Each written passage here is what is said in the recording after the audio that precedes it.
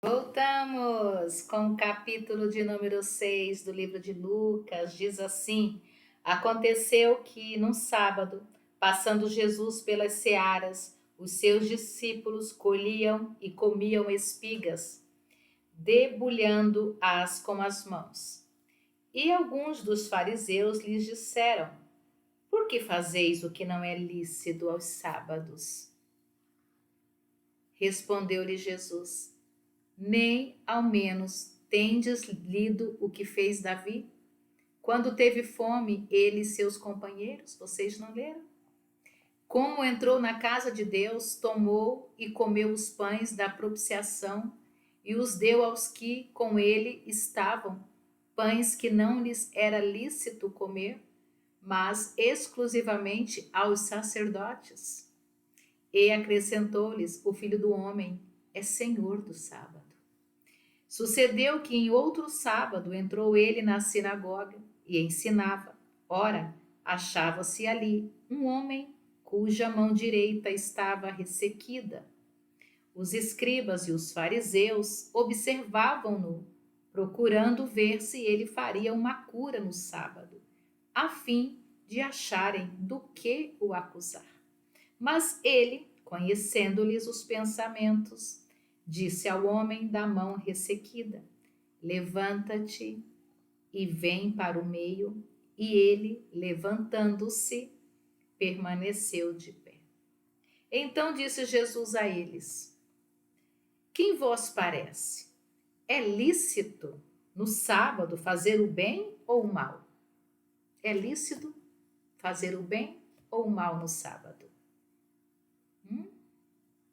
Salvar a vida ou deixá-la perecer? É correto eu deixar uma vida perecer ou eu salvar? É deixar alguém passar fome no sábado ou eu dar de comer? É fazer o bem ou é fazer o mal? Para você que não faz nada no sábado, a pergunta é para você: você faz isso? Então, versículo 10 diz: E fitando todos ao redor, disse ao homem: Estende a mão. Ele assim o fez e a mão lhe foi restaurada. Mas eles se encheram de furor e discutiam entre si quanto ao que fariam a Jesus. Eles começaram a discutir. Não é certo o que Jesus está fazendo aqui, curando no sábado, né? Não pode curar. Naqueles dias, retirou-se para o monte a fim de orar e passou a noite orando a Deus. E quando amanheceu, chamou a si os seus discípulos e escolheu 12 dentre eles, aos quais deu também o nome de apóstolos. Simão, a quem acrescentou o nome de Pedro, e André, seu irmão, Tiago e João, Filipe e Bartolomeu. Versículo 15, Mateus e Tomé, Tiago, filho de Alfeu, e Simão, chamado Zelote, Judas, filho de Tiago, e Judas Iscariotes, que se tornou traidor. E descendo com eles, parou numa planura, onde se encontravam muitos discípulos seus e grande multidão do povo, discípulos seus e grande multidão do povo, de toda a Judéia, de Jerusalém e do litoral de Tiro e de Sidom, que vieram para o ouvirem e serem curados de suas enfermidades. Também os atormentados por espíritos, espíritos imundos, eles eram todos curados. Versículo 19, e todos da multidão procuravam tocá-lo, porque dele saía poder, e curavam a todos. Versículo 20, então, olhando ele para os seus discípulos, disse-lhes: Bem-aventurado vós, os pobres, porque vosso é o reino de Deus. Bem-aventurados vós, os que agora tendes fome, porque sereis fartos. Bem-aventurados vós, os que agora chorais, porque haveis de rir. Bem-aventurados sois quando os homens vos odiarem e quando vos expulsarem da sua companhia, vos injuriarem e rejeitarem o vosso nome como indigno, por causa do Filho do Homem. Regozijai-vos naquele dia e exultai, porque grande é o vosso galardão no céu. Grande é o vosso galardão no céu, pois dessa forma procederam seus pais com os profetas. Mas ai de vós os ricos, porque tendes a vossa consolação. Ai de vós os que estáis agora fartos, porque vivereis a ter fome. Ai de vós os que agora rides, porque é a vez de lamentar e chorar. Ai de vós quando todos os louvarem, porque assim procederão seus pais como os falsos profetas. Digo-vos, porém, e vós outros que me ouvis, amai os vossos inimigos, fazei bem aos que vos odeiam. É difícil, mas temos que aprender a fazer isso. Bendizei aos que vos maldizem, bendizei, eu abençoo, Pai, essa pessoa que me caluniou. Oh, Jesus, toca nela, assim a gente tem que orar por eles. Orai pelos, vou ler de novo, versículo 28. Bendizei aos que vos maldizem e orai pelos que vos caluniam. É o que eu tinha falado, não tinha nem lido o versículo todo. Ao que te bate numa face, oferecer-lhe também a outra. E ao que tirar a tua capa, deixa-o levar também a túnica. Dá a todo o que te pede. Olha que tremendo. Dá a todo o que te pede. E se alguém levar o que é teu, não entres em demanda. Eu vejo, às vezes, alguns pregando que não podemos ajudar a todos, né? Que é a mão de Deus que está ali, que Deus está tratando, mas o Evangelho de Jesus Cristo nos diz que nós temos que dar comida ao que tem fome, água ao que tem sede, vestir, né, o que está nu, porque quando nós fazemos isso, nós estamos fazendo para o próprio Jesus. E este versículo aqui diz, ó, dá todo o que te pede, né? Isso também serve nos faróis, sabe? Que algo que eu tenho feito, sempre aparece gente nos faróis, então separa já ali, né, umas ofertas para quando chegarem você está ofertando. Muitos falam, não, porque ele vai gastar com droga, ele vai gastar com isso, com bebida. Deus quer ver o teu coração. É você que está sendo tratado ali. Amém? Versículo 31. Como quereis que os homens vos façam, assim fazei vós também a eles. Se amais os que vos amam, qual é a vossa recompensa? Porque até os pecadores amam aos que o amam.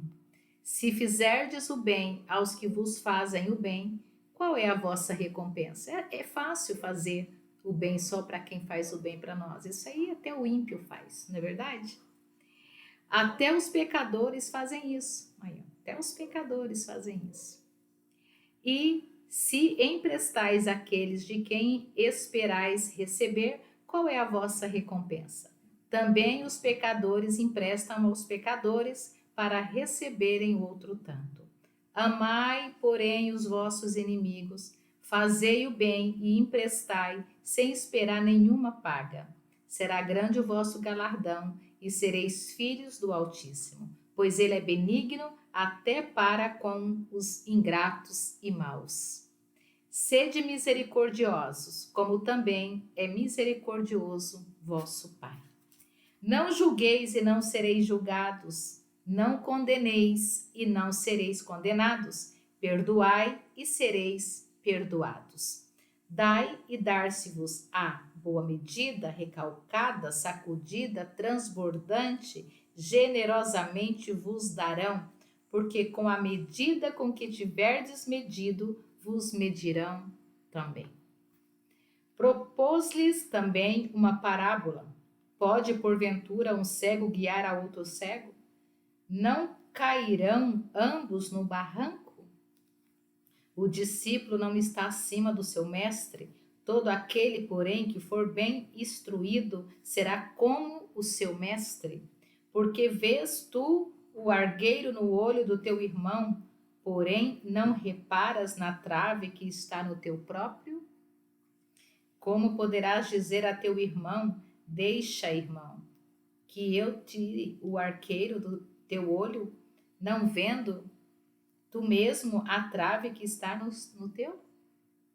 Hipócrita, tira primeiro a trave do teu olho, e então verás claramente para tirar o argueiro que está no olho do teu irmão. Tira a tua primeiro, né? Não há árvore boa que dá mau fruto, nem tampouco árvore má que dê bom fruto. Porquanto cada árvore é conhecida pelo seu próprio fruto. Como que você conhece uma manga? Uma mangueira. Eu não sei se é assim que fala, não, né? Você vê lá vários pés de manga. Como é que você vai reconhecer? Pelo fruto ou pela árvore?